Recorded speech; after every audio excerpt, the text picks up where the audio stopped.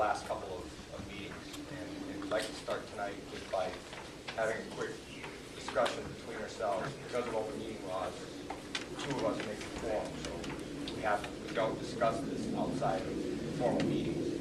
So it's not an effort to keep people waiting longer, but it's just a matter of us being allowed to speak together.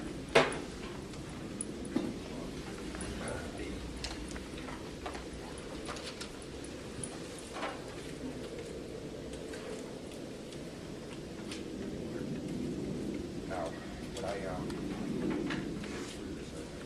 I'd like to just go through the points tonight and Just stick to those. take turns. Sure. Okay.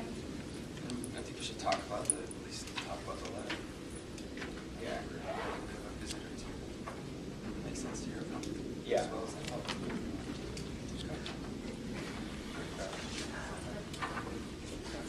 Okay. If there's anybody that's here tonight that wasn't here in the last couple of meetings and has something that they'd like to say, go ahead and say it. Please state your name. There's also a couple of people who are not from Easthampton, but who have expertise in the sign-related fields, and we welcome information as long as it's a little on the abbreviated side or concise side, and sticking to the topic that we're dealing with. So everybody's welcome to speak. Do you want to start, Ken? Yeah, sure. With everybody else in the room that I didn't introduce myself to. My name is Ken Peskin. I'm with an organization out of Washington, D.C. called the International Sign Association. My organization represents about 2,600 mainly manufacturers and suppliers of on-premise business signage and sign users and whatnot. The reason that I'm here is sort of these kinds of ordinance issues. This is sort of what I do. I travel on this kind of basis. I'm not compensated by any of the sign companies or any of the businesses here. It's something that's sort of an organizational priority, and I'm sort of the guy who deals with these issues. When I looked at the ordinance draft, I sort of was able to reverse engineer sort of how I think it got to where it is based on my familiarity. I've traveled a couple dozen times in the last 18 months, 2 years, and looked at hundreds of ordinances. And what I think has sort of happened is the development of this ordinance, I think probably reflects the community values and sort of the agreements on a bunch of different areas.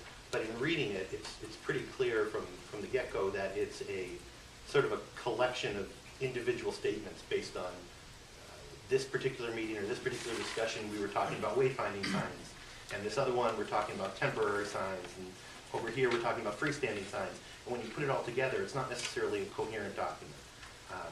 So I think in the written comments that I submitted to you folks on council, I think it needs to be redrafted, and I put that in quotes. When I say redrafted, I don't mean start from scratch and decide where we agree on everything, and I don't include myself. But what I think it needs to be done is similar to the way that a newspaper editor revises copy. I think there's a lot of, I wouldn't call it polishing, but a lot of work to be done to make it work, to avoid many of the pitfalls and problems and potential obstacles you have, and I think you would greatly improve it. One of the huge problems that people have as part of an ordinance review process is sort of unintended consequences. You meant to say this, but you didn't think about that. You didn't consider the possibility of this, so there was no real sort of out to deal with things that you weren't really talking about. And I think that by polishing the language, you could do a lot to improve it. One of the things I also gave you was copies of it. This was a model sign ordinance that was published last year by two planners out of Cleveland. One of whom has significant American Planning Association credentials. There are two very valuable things there. I mean, I think the ordinance is wonderful, but you pretty much developed one already. The definition section is very good, and the discussion of legal issues dealing with sign regulation is excellent as well. One of the planners, Alan Weinstein, is also an attorney and a law professor at Cleveland State University. So it's very, very good information, I think would benefit the community greatly, even if you set aside the ordinance itself. The two other sections, and I don't want to take too much longer, that I think are important to consider is another area where communities often get in trouble is there are certain exceptions. We understand business signage and how we like it or dislike it or how we want to treat it. We understand some other things, but there's sort of this catch-all, things that nobody really objects to. Murals, artwork, the sign that might be in the neighborhood because the kid has a lemonade stand or a once-a-year garage sale.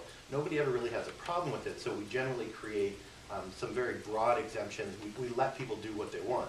The difficulty in doing that, and in doing it sort of casually without considering the consequences, is you may leave yourself open to sort of some unintended consequences where it could possibly invalidate sign code. And with the issues of the treatment of political speech, I think that's one of the things you sort of may have fallen into. When you deal with murals, generally they're non-commercial, but I've seen a million restaurants where they'll show, you know, kids playing in the park and playing with them is Ronald McDonald. Does that become an advertisement or is that just a mural? So broadly exempting things like murals and artwork without considering the implications of if there's a commercial speech element is something that I think you should consider before you get too far, because it could have some implications to everything else that you're doing. The third area is the political speech, and obviously that's sort of the I don't want to say the tempest going on right now, but that's, I came up with some ideas that I put in print that weren't, they're certainly not the answer, but it's just sort of a suggestion of some ways to possibly regulate, create conditions for political speech. When I read the ordinance, I think one of the problems had was that essentially, I don't think anybody really had a problem with political signs, so it wasn't really discussed. And what then happens is if somebody's looking for, well, how long can I have my political sign up?